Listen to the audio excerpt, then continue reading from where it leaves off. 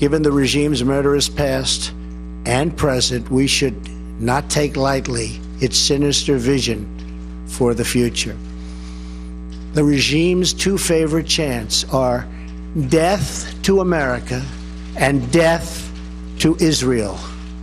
Realizing the gravity of the situation, the United States and the United Nations Security Council sought over many years to stop Iran's pursuit of nuclear weapons with a wide array of strong economic sanctions. But the previous administration lifted these sanctions just before what would have been the total collapse of the Iranian regime through the deeply controversial 2015 nuclear deal with Iran. This deal is known as the Joint Comprehensive Plan of Action, or JCPOA.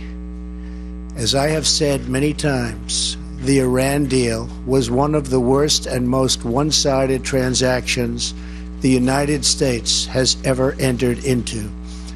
The same mindset that produced this deal is responsible for years of terrible trade deals that have sacrificed so many millions of jobs in our country to the benefit of other countries. We need negotiators who will much more strongly represent America's interests.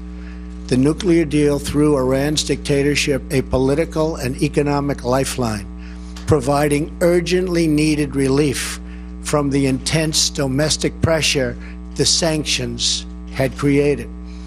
It also gave the regime an immediate financial boost, and over $100 billion its government could use to fund terrorism. The regime also received a massive cash settlement of $1.7 billion from the United States, a large portion of which was physically loaded onto an airplane and flown into Iran. Just imagine the sight of those huge piles of money being hauled off by the Iranians waiting at the airport for the cash.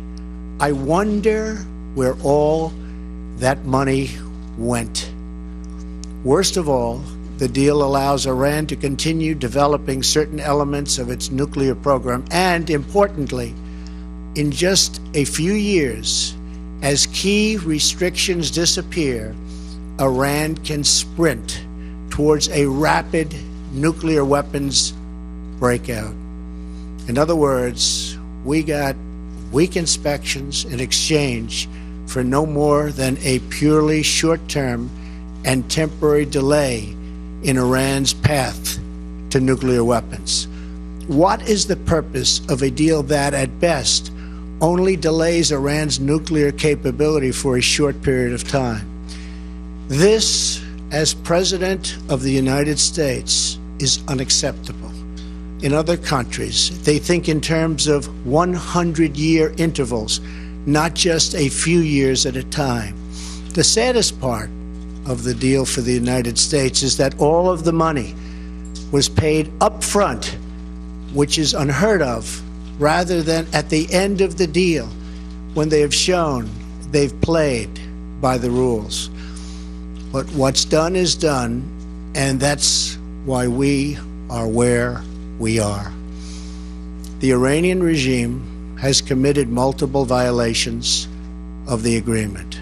For example, on 2 separate occasions, they have exceeded the limit of 130 metric tons of heavy water. Until recently, the Iranian regime has also failed to meet our expectations in its operation of advanced centrifuges. The Iranian regime has also intimidated international inspectors into not using the full inspection authorities that the agreement calls for. Iranian officials and military leaders have repeatedly claimed they will not allow inspectors onto military sites, even though the international community suspects some of those sites were part of Iran's clandestine nuclear weapons program. There are also many people who believe that Iran is dealing with North Korea. I am going to instruct our intelligence agencies to do a thorough analysis and report back their findings beyond what they have already reviewed.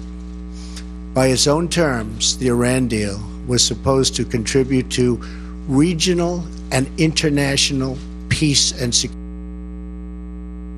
To do a thorough analysis